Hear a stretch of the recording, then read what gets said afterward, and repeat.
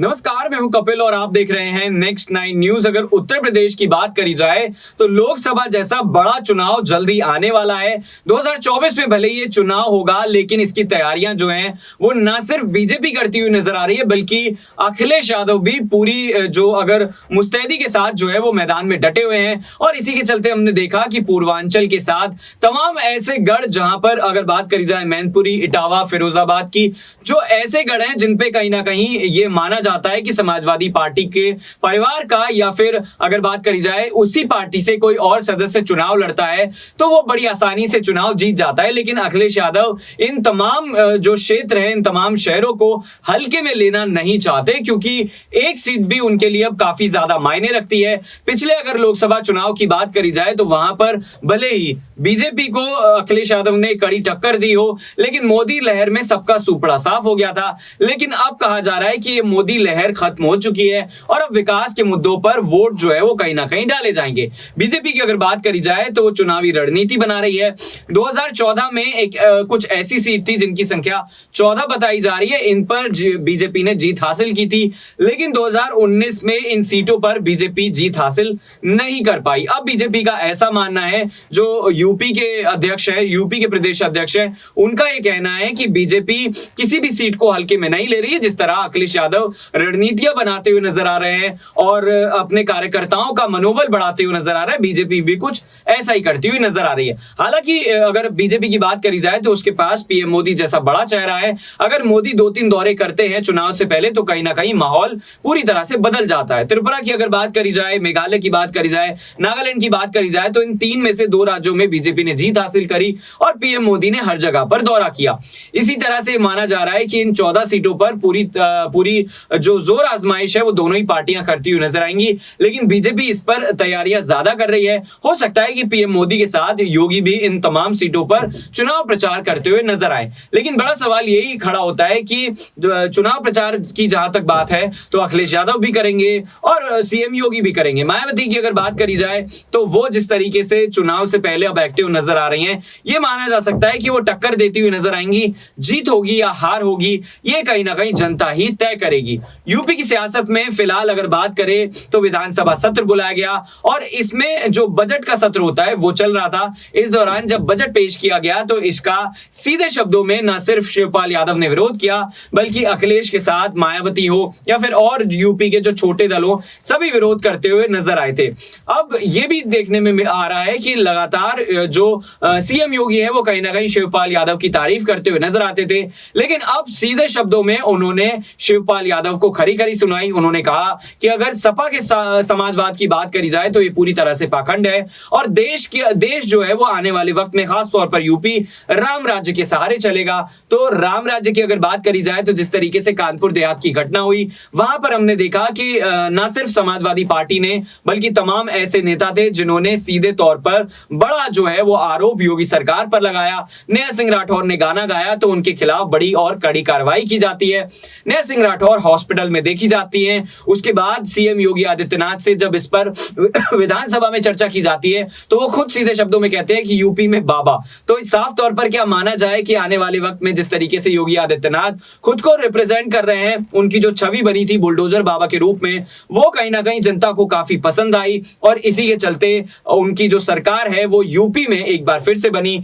अगर सेंट्रल की बात करी जाए, केंद्र की बात करी जाए तो लगातार 10 साल तक जो है वो बीजेपी रह चुकी है और तमाम ऐसे मुद्दे हैं जिन पर सीधे तौर पर अगर हम देखें तो जनता बीजेपी का साथ दे रही है। लेकिन कुछ ऐसे मुद्दे हैं जिन पर बीजेपी को शायद साथ मिलता हुआ ना दिखाई दे।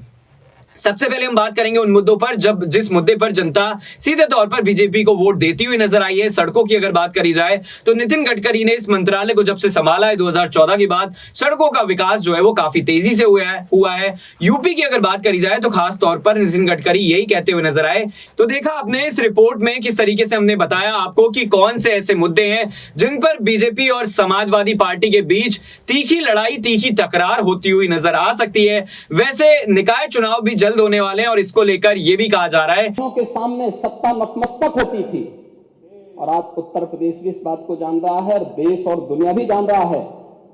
उन पेशेवर माफिया और अपराधियों के खिलाफ जो कार्रवाई चली है वह एक नजीर भी बनी है। फिर मैंने कहा है तो इसमें हम सूची भी जारी करेंगे। मैं आ रहा हूं, आज हम कर रहे हैं, आज उस पर पूरी चर्चा में भाग लूंगा। और मैं तो इसलिए मैं धन्यवाद दूंगा माननीय अध्यक्ष जी को कि उन्होंने मुझे आज के दिन दिया है। मुझे लगता है और कोई बिजनेस नहीं होगा तो इस बिजनेस को थोड़ा आज इसी पे चर्चा हो जाए, इसी पे आज चर्चा करा ही लिए जाए।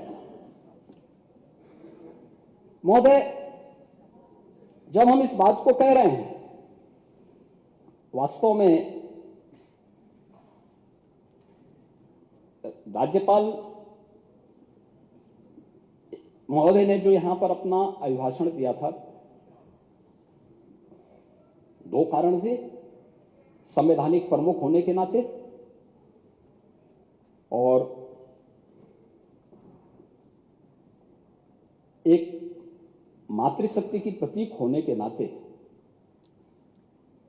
इतना सम्मान तो होना ही चाहिए था। हम बड़े बड़े दावे करते हैं, लेकिन सदन में राज्यपाल महोदय आ रही हैं सदन को संबोधित करने के लिए, आपको तो मौका मिलना ही है। आप अपनी बात को, सहमति और असहमति के लिए सदन है, लेकिन हम विरोध करें, गो बैक के नारे लगाएं,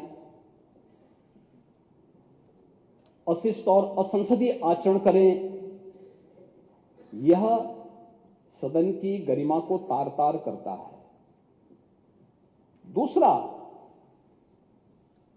मातृशक्ति की प्रतीक एक महिला राज्यपाल के द्वारा सदन को संबोधित किया जा रहा हो, हमारे लिए तो गौरव की बात होनी चाहिए, हर्ष की बात होनी चाहिए। उस समय नारे लगा करके पूरे सदन की कार्रवाई को बाधित करने का प्रयास हो। देश के अंदर किस प्रकार का संदेश हम देना चाहते हैं, किस प्रकार का संसदीय आचरण है, किस लोकतंत्र की आप बात कर रहे हैं, फिर किन संसदीय परंपराओं की बात कर रहे हैं, वह दृश्य भी हम सब ने देखा। जो एक महिला राज्यपाल उत्तर प्रदेश की सर्वोच्च संवैधानिक प्रमुख का सम्मान नहीं कर सकते, मान्यवर उनसे ये उम्मीद करना कि वो प्रदेश की आधी आबादी का सम्मान करेंगे, ये तो उनके शासनकाल के समय हुआ ही था, जब स्टेट गेस्ट हाउस की घटना घटित हुई थी।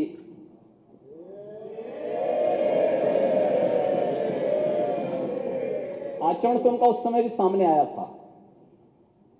लड़के हैं, गलती कर देते हैं। तो देखा आपने कि किस तरीके से हमने आपको इस रिपोर्ट में बताया कि बीजेपी और समाजवादी पार्टी के नेताओं के बीच में तीखी तकरार तो चल रही है, लेकिन कई ऐसे मुद्दे हैं जिन पर कहीं ना कहीं बीजेपी को समाजवादी पार्टी घेरने की कोशिश करेगी। लेकिन बड़ा सवाल यही उठता है कि इन तमाम मुद्दों के बीच क्या समाजवादी पार्टी जो है वो जनता का भरोसा जीत पाएगी, क्योंकि पिछले विधानसभा चुनाव में 111 सीटें हासिल हुई थी। हालांकि यह भी कहा गया था कि अगर शिवपाल यादव पार्टी में समय रहते वापस आ जाते तो ये जो जीत का दायरा है, ये सीटें जो है वो ज्यादा बढ़ सकती थी। लेकिन फिलहाल जिन सीटों को अखिलेश यादव जीतते हुए नजर आए, वहां पर भी कई ऐसी सीटें हैं जहां पर उपचुनाव हो रहे हैं, जिसमें स्वार की सीट भी शामिल है। तो आपको बता दें कि आने वाले वक्त में क्या निकाय चुनाव के साथ अगर लोकसभा चुनाव की बात करी जाए तो बीजेपी को समाजवादी पार्टी ही टक्कर दे पाएगी, क्योंकि तमाम और दलों की बात करी जाए तो या तो वो नदारद हैं या फिर उनके पास इतने बड़े नेता नहीं है जो चुनाव में जगह जगह जाकर प्रचार कर सके और जनता का समर्थन भी ले सके। इन्हीं तमाम सवालों के साथ छोड़े जा रहे हैं। देखते रहिए नेक्स्ट 9 न्यूज़। इसका पेशकश में इतना ही। नमस्कार।